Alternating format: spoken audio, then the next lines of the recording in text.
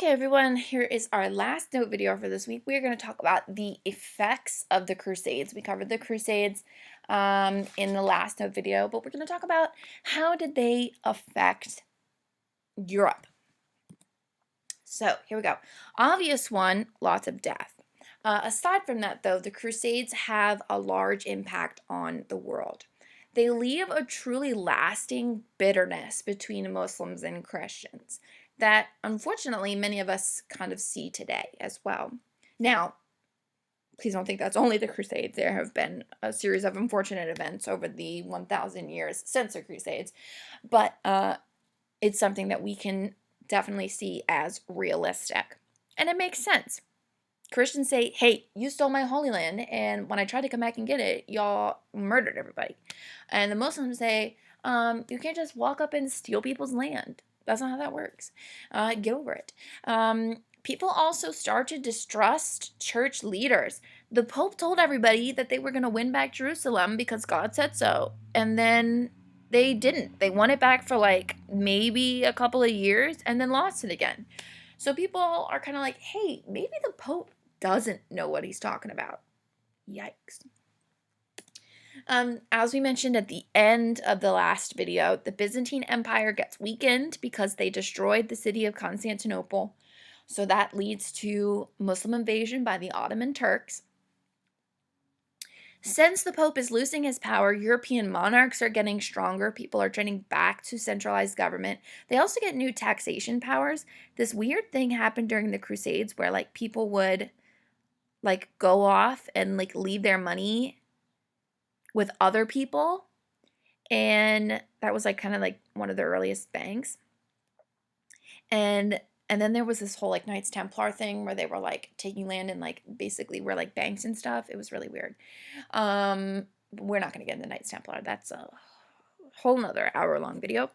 Anyway, and so because of this kind of weird leaving money with other people in case I die kind of thing, European monarchs get some new taxation powers. So we see an increase in taxation from some of these European monarchs. And we also have the spread of trade and the spread of ideas. Even though Christians from Europe and Muslims from the Middle East are kind of obviously mad at each other, they can't help but recognize that they've got some cool stuff, right? Oh, when I was there, I ate this food that was so good. I want to go home and try and make it. And so they're spreading food, culture, ideas, just kind of different technologies that we really only see spread through trade. So kind of a good thing coming out of there. All right, let's talk about money. Money, money, money. We have a couple of new money policies that arrived during this time. Like I said, traveling and like going to these crusades where you might die meant people had to really think about what was going to happen to their money, keeping their money safe while they were gone. And when we come back, we have this increase of trade. And obviously to buy something, you have to have money. That's the implicit thing there. So we see a rise in a couple of different or new money policies that pop up. And we have two vocab words that we need to learn. First is usury. Usury. Where's my cursor? Oh no, where's my cursor? Okay, I don't know what happened there, but I'm saying that word, the top bullet, usury, and this is illegally charging very, very, very high interest on loans.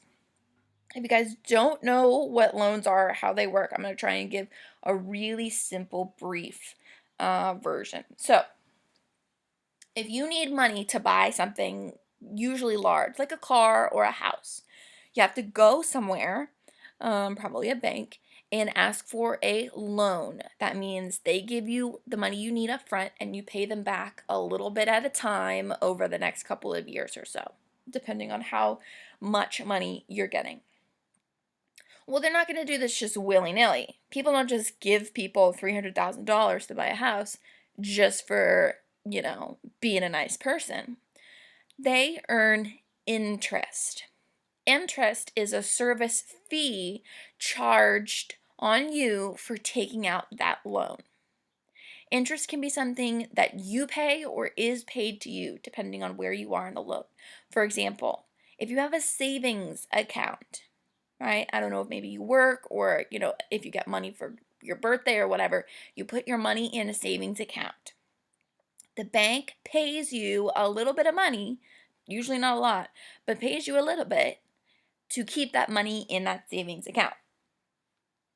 That's a way that you earn interest. Again, probably not a lot, but whatever.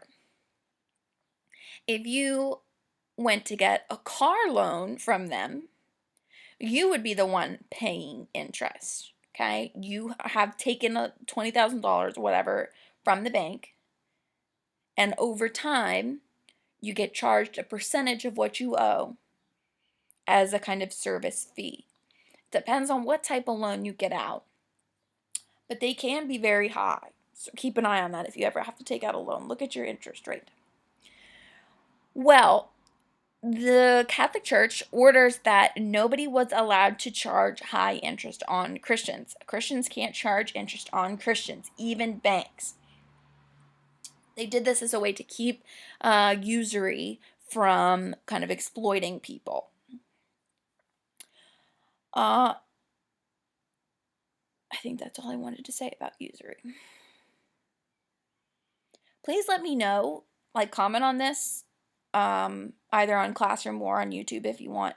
Comment on this if usury doesn't make sense. It's kind of a difficult concept to describe, so hopefully I am describing it well.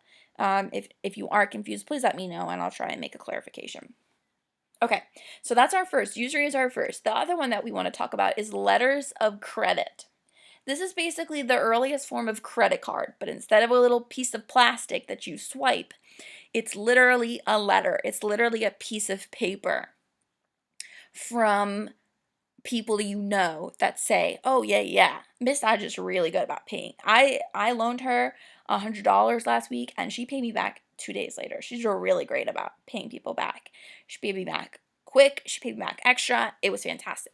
And so it's basically just they're like references for your ability to pay back money that you owe.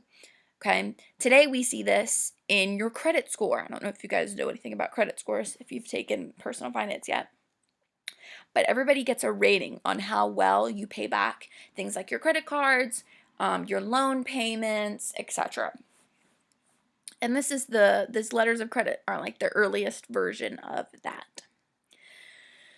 The reason people use letters of credit is because sometimes you don't have enough money to pay for the things you need, right? Like a credit card. I can charge my groceries on my credit card if I don't have the cash on me. I still have to pay for them, but I can pay for them in the future, right? I can swipe it on my credit card now. My credit card company essentially pays it for me. And then a couple weeks later, I get my bill. Okay, and now it's time to pay for your groceries and your Dunkin' Donuts coffee, Miss Dodge. And I say, okay, and I pay it all right there. So it's the credit card there is trusting me that I'm going to pay it back. That's what happens here. People want to trade more. We have all these cool new things, all new trade items, all new ideas, and we want to be buying them. But sometimes we don't have all the money that we need. So we carry with us our letters of credit. If we need to buy something on credit, meaning if we want to buy something and not pay for it or all of it right away, we show them these letters of credit. We say, look at these 5 letters of credit I have. I paid all these people back within 2 weeks. I paid them back interest, and I don't owe anybody money right now. And that person can decide, okay, Miss Dodge, you seem like somebody who's going to pay me back. I will sell you this set of 5,000 gel pens. I will sell them to you on credit, and you'll pay me back in 2 weeks. I was like, yes, 5,000 gel pens. Woo! And I'll go back 2 weeks later and pay it back. And that person might give me a letter of credit again saying, I loaned this person these gel pens. They paid me back in 2 weeks. It was great. Okay? Again, if you're confused, please let me know and I will try to clarify. Okay? The Black Death. We covered this a little bit in our Middle Ages game board, but here we're going to really cover it in our notes here. All of this global trade, right? We're trading around in China, Korea, Japan, Mongolia. We're dipping into Indian maritime trade routes. The Muslim empire's trading a lot. Africa's trading a lot. Europe's starting to get on the thing with everyone else. But, bum bum bum. This brings, unfortunately, disease. A deadly disease with multiple names travels on the Silk Road from East Asia to Europe. You may have heard Black Death, Black Plague, you may have heard bubonic plague. All of these things refer to the same disease. This disease was carried by rats, so the rats got sick with the bubonic plague, and the rats usually had fleas. The fleas would bite the rats and kind of get the little rat blood in their mouth, and then the fleas would jump to other animals or humans and bite the humans, kind of dropping that infected rat blood, and then everybody got sick. It was really a case of very poor hygiene.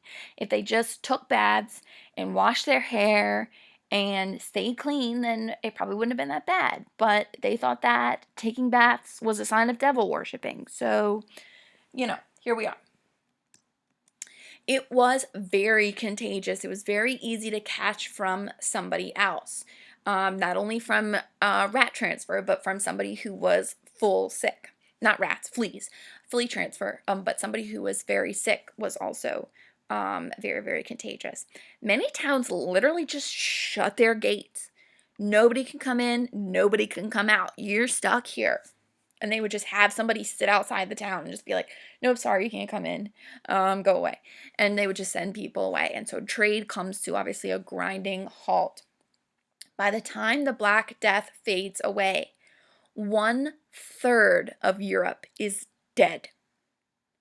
That's about 25 million people. That is crazy. That is a very, very deadly disease. 1/3. For every 3 people you look at, one of them will die. Wow. If you've ever seen Monty Python, kind of a weird segue here, but I promise it's related. If you've ever seen Monty Python and the guy is ringing the bell through the town with a cart, bring out your dead, bring out your dead. Okay, that takes place during the Black Death. So many people are dying that they don't have time to have like full, like religious funerals for them. And so people have to just kind of mass bury the people who have died from this. And so that was somebody's job, was to just walk through the town and collect dead bodies and then bury them in a big grave. Bring out your dead. So that's what he's doing when he's doing that. If you know what I'm talking about, hopefully that helps. If you don't, I probably sound like a crazy person. This obviously has a huge impact on Europe. You can't just have 1/3 of people die and not be impacted by that. Obvious one, number one here, population declined because they died. Okay, obviously the amount of people that live there is going to go down when 1/3 of them die. Since we have significantly less people, we have a shortage of labor. We have less people available to work because they died. We also see a disruption of trade. Like I said, towns are shutting their doors. You can't come in, right? You can't come in here to sell stuff because we got the plague. So we see a severe disruption of trade again. Because there are less people and people are dying, we have this weird kind of turnover of property. So if somebody died, or a whole family unfortunately died, their land kind of goes into limbo. What do we do with it? People are able to purchase land for very, very cheap, and people are able to work for a lot of money because there aren't that many other people buying land and able to do those skills and such. Lords try to control these wages. Wages is what people get paid. Who is revving their engine in my street? People are trying to control wages so that people aren't earning like a crazy amount of money and become rich and then overthrow the lords. They're also trying to control prices and land purchasing. It doesn't work out so well, hence the next bullet. Peasant revolts. People are revolting against these lords, trying to control how much money they earn, trying to control how much land gets sold for, and it's kind of a mess. And the last one is the saddest and also the weirdest. We see huge massacres, large-scale killing of Jewish people. A lot of the Christians thought that the Black Plague was a punishment sent from God to punish the Jews. Kind of another weirder, I guess, conspiracy theory. Some people thought that the Jewish people caused the plague and sent the plague to kill the Christians so that all the Christians would die and that the world would be left to the Jewish people and they could create a new Jewish world. Now, some of these conspiracy theories sound like they're straight out of last year, unfortunately. I just want to know who thinks the Jewish people invented a virus in the 1300s. Are you kidding me? Somebody sat down and invented a sickness in the 1300s when they thought bathing was a sign of Satan worshiping. Sounds fishy to me. But anyway, it is something that we see. We have evidence of large-scale murder of Jewish people because Christians thought that the plague was their fault. Kind of a interesting set of theories there. But those are our effects of the Black Death. That's all of them. This is going to be the last set of notes for this week, but we will not have a quiz this week. Just notes and assignments. All right, everybody. Goodbye.